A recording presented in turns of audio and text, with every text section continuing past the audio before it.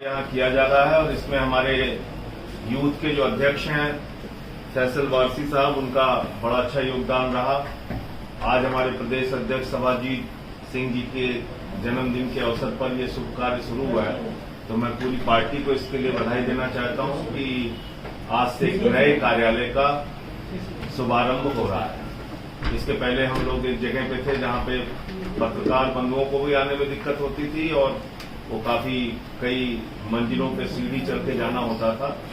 अब यहाँ वो दिक्कत नहीं रहेगी और किसी भी पार्टी को चलाने के लिए 4 का की आवश्यकता होती है: कार्यक्रम, कोष, कार्यकर्ता और कार्यालय। तो मुझे लगता है कि आज ये 4 का में से एक महत्वपूर्ण का कार्यालय वाला उसकी भरपाई हुई है।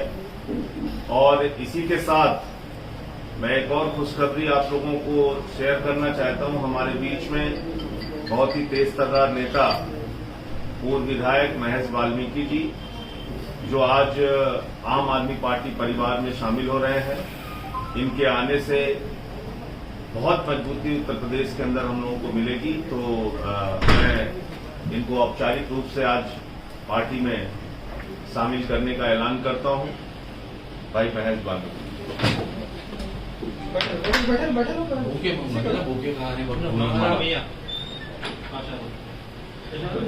महेश वाल्मीकि जी वर्ष 1993 में विधायक थे और लगातार सक्रिय रहे। उसके बाद भी चुनाव इन्होंने लड़ा है। अब आम आदमी पार्टी परिवार में शामिल हो रहे हैं और आने वाले दिनों में पूरी सक्रियता के साथ प्रदेश भर में पार्टी और संगठन के लिए और अपने जिले में भी, कानपुर में भी काम सक्रियता के साथ करेंगे। जो अभी 2-3 विषय चल रहा है उसके बारे में आप लोगों से कुछ चर्चा करना चाहता हूं। एक तो उत्तर प्रदेश की अगर हम लोग कोरोना के मामले में बातचीत करें तो कोरोना का महासंकट उत्तर प्रदेश में छिपाया जा रहा है। योगी जी की सरकार खतरों पर पर्दा डालने का काम कर रही है। आए दिन मैं मीडिया की खबरें देख रहा हूं, लगभग हर जिले में केसेस बढ़ रहे हैं। उत्तर प्रदेश के हर जिले में लगभग केसेस बढ़ रहे हैं कोरोना के। कहीं 200 केस हो रहा है, कहीं 500 केस हो रहा है, कहीं 300 केस हो रहा है और इसको छिपाया जा रहा है। मैं ये बात इसलिए कह रहा हूं कि जांच नहीं की जा रही।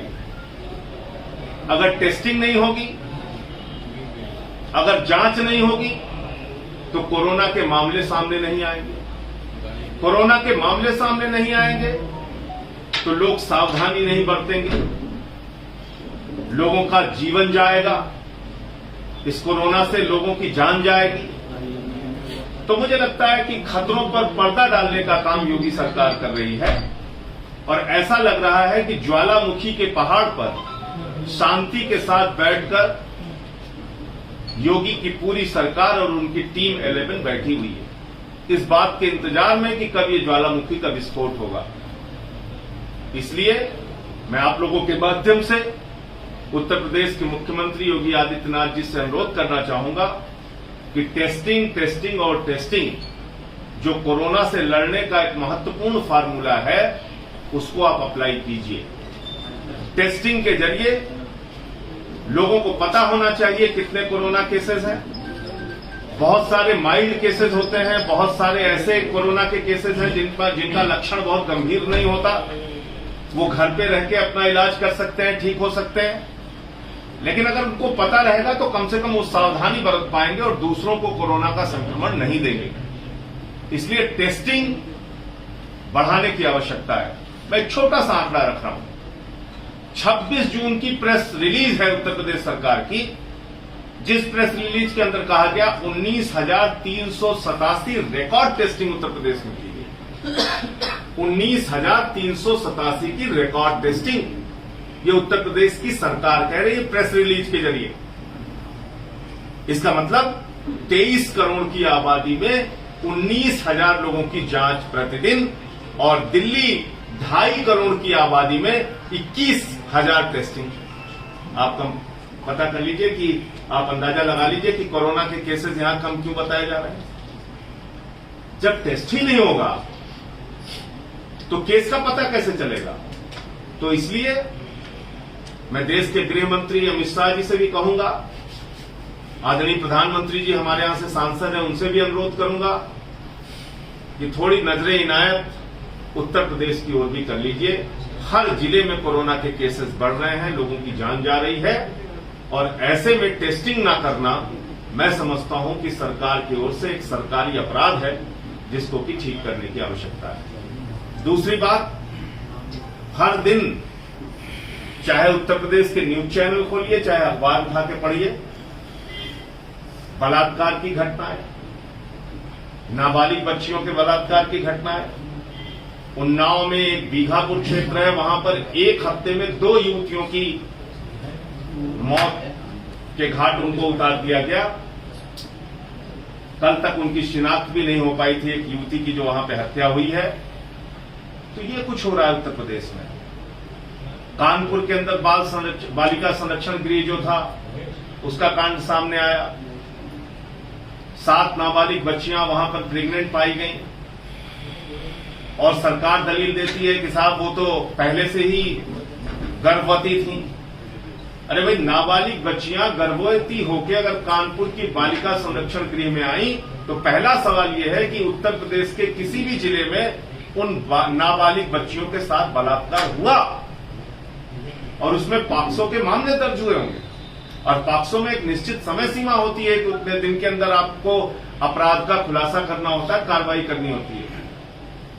उस मामले में क्या हुआ ये तो बताइए। लेकिन नहीं, अभी 69,000 शिक्षक भर्ती घोटाला हुआ, जिसमें एक उनके बीजेपी के नेता चंद्रमा यादव का नाम आया। उनको आज तक पुलिस नहीं पकड़ पा रही है, उन पे कोई कार्रवाई नहीं हो रही है। एक सचिवालय में घोटाला सामने आया, उस पर कोई कार्रवाई नहीं हो रही है। तो मुझे लगता है कि उत्तर प्रदेश में डेमोक्रेटिक नहीं, एक ब्यूरोक्रेटिक सरकार चल रही है, जो अधिकारियों के भरोसे योगी जी ने पूरे प्रदेश को छोड़ दिया है। उन्हीं के जुबान से सुनते हैं, उन्हीं की आंखों से देखते हैं, न जनता की समस्याओं की ओर ध्यान देते हैं, न विपक्षी दलों की अब तक कोई उन्होंने मीटिंग की, न उनके साथ कोई संवाद किया कि इस संकट से हमें कैसे निपटना है। योगी जी को प्रदेश की कानून व्यवस्था ठीक करने के लिए ही प्रदेश की जनता ने वोट दिया है। 2 ही नारा था उनका, न भ्रष्टाचार न गुंडाराज। भ्रष्टाचार भी चरम पर है, और गुंडाराज तो पिछली सरकार का भी रिकॉर्ड तोड़ दिया इस सरकार ने। आए दिन नाबालिग बच्चियों के साथ बलात्कार, हत्या, लूट, डकैती, प्रदेश का ये आलम हो गया। एक बहुत ही शर्मनाक घटना हुई देवरिया। कैसे उत्तर प्रदेश की बहन बेटियां न्याय के लिए थाने जाएंगी, आप बताइए मुझे। देवरिया में एक महिला गई थाने में एफआईआर दर्ज कराने, उसके सामने बैठकर उत्तर प्रदेश के देवरिया थाने के एक एसएचओ अश्लील हरकत कर रहा है, सामने बैठकर। कैसे बहन बेटियां थाने में जाएंगी, कैसे उनको न्याय मिलेगा, बताइए मुझे। ये हालत हो गई है पुलिस की, ये हालत हो गई है थानों की। तो आम आदमी पार्टी ने पिछले दिनों कई संघर्ष कई मुद्दों पर लेकर किया है, और आने वाले दिनों में प्रदेश के जो ये तमाम मुद्दे हैं, खासतौर से अपराध और भ्रष्टाचार को लेकर हम लोग एक व्यापक जन आंदोलन छेड़ेंगे। और अभी क्योंकि उतनी बड़ी रैली या प्रदर्शन का कोई अनुमति नहीं मिल रही है, और मुझे लगता है कि कोरोना की दृष्टि से वो ठीक भी नहीं है कि हम कहीं बहुत ज्यादा भीड़ इकट्ठा करें, लेकिन एक निश्चित संख्या तय करके हम लोग सोशल डिस्टेंसिंग आदि का पालन करते हुए इन तमाम मुद्दों को आने वाले दिनों में उठाने का काम पूरे उत्तर प्रदेश के अंदर हम लोग करेंगे। और जो अक्टूबर नवंबर में जिला पंचायत और ग्राम प्रधान के चुनाव हैं, उसमें भी आम आदमी पार्टी पूरी सक्रियता के साथ अपनी भागीदारी करेगी। एक मसला इस समय चीन का भी चल रहा है, भारत चीन सीमा विवाद, और ऐसा प्रतीत हो रहा है कि जब भी कोई विपक्ष अपना कोई सुझाव देना चाहता है, सवाल उठाता है, तो भारतीय जनता पार्टी इस प्रकार से उसको प्रस्तुत करती है जैसे मालूम पड़ता है कि कोई देशद्रोह कर रहा है विपक्ष। भारत चीन सीमा विवाद ये सैटेलाइट के जरिए मीडिया के लोग ही दिखा रहे हैं कि पेंगोंग झील के फिंगर पॉइंट 4 से लेकर फिंगर पॉइंट 8 तक चीनी आर्मी ने अपना कब्जा कर लिया है। जो हमारा पेट्रोलिंग पॉइंट था फिंगर पॉइंट 4 से लेकर फिंगर पॉइंट 8 तक, वहां पे चीन की सेना ने अपना हेलीपैड भी बना दिया है। तो क्या विपक्ष की जिम्मेदारी नहीं है कि वो सवाल पूछे सरकार से? आप कहते हैं सेना के पराक्रम पे हमें भरोसा नहीं है। सेना के पराक्रम पे 100% भरोसा है। अगर हम सरकार से सवाल पूछते हैं तो इसका यह मतलब नहीं कि हमें सेना पर भरोसा नहीं है। सेना पर भरोसा है। हमारे 20 जवानों ने भारत माता की धरती पर जो चीनी चले आए थे उनको भगाने के लिए उनसे झड़प की, अपना सर्वोच्च बलिदान दिया। हम उनकी शहादत को सलाम करते हैं। उन्होंने अपने प्राणों की आहुति दी। हमें सेना के पराक्रम पे कोई दूर दूर तक शक नहीं है, लेकिन सरकार के भरोसे पर जरूर सवाल है। सरकार पर भरोसा नहीं इसलिए होता क्योंकि जो भाषा चीन बोलता है वही भाषा भाजपा बोलती है, जो भाषा चीन बोलता है वही भाषा प्रधानमंत्री जी बोलते हैं। चीन भी कहता है हमने भारत की धरती पर कब्जा नहीं किया, प्रधानमंत्री भी कहते हैं हमने भारत की धरती पर कब्जा नहीं किया, भाजपा भी कहती है चीन ने भारत की धरती पर कब्जा नहीं किया। अगर प्रधानमंत्री कह रहे हैं चीन ने भारत की धरती पर कब्जा नहीं किया तो आप तो उनको सर्टिफिकेट दे रहे हैं, घुसपैठ का सर्टिफिकेट दे रहे हैं। मुझे आप बताइए, अगर घुसपैठ नहीं हुई तो हमारे 20 जवानों ने शहादत क्यों दी? अगर घुसपैठ नहीं हुई तो सेना के अधिकारियों की बातचीत क्यों चल रही है? अगर घुसपैठ नहीं हुई तो विदेश मंत्रालय स्तर की बातचीत क्यों चल रही है?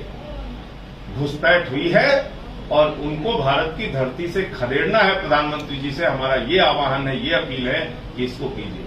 बजाय इसके अब उन्हीं चीनी कंपनियों से पैसा ले रहे हैं। 100 करोड़ रुपए पेटीएम से आपने चंदा लिया, जो चीन की कंपनी है। हुआई एक कंपनी है उनकी, उस हुआई कंपनी ने 7 करोड़ रुपए पीएम केयर्स में चंदा दिया है और वो हुआई कंपनी चीन की सेना का संचार तंत्र देखती है। तो जो कंपनी चीन की सेना का संचार तंत्र देखती है वो कंपनी प्रधानमंत्री के पीएम केयर्स में 7 करोड़ चंदा दे रही है। इसको क्या समझा जाए? इसको क्या समझा जाए? टिकटॉक को आप बैन कर रहे हैं, टिकटॉक ने आपको 30 करोड़ रुपए चंदा दिया है पीएम केयर्स में। इसको क्या समझा जाए?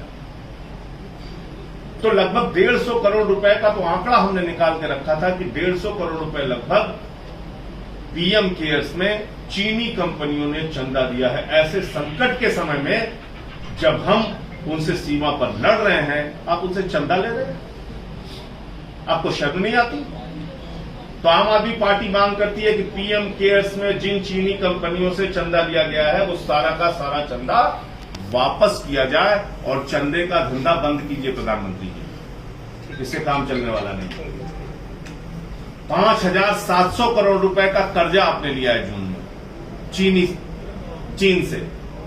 इसी जून में आप उस देश से, उस दुश्मन देश से कर्जा मत लीजिए जो हमारे जवानों को शहीद कर रहे हैं, जो हमारे जवानों की जान ले रहे हैं। तो ये 2 विषय था जिस पे मुझे अपनी बात रखनी थी। आप लोगों का कोई प्रश्न हो तो पूछ सकते हैं।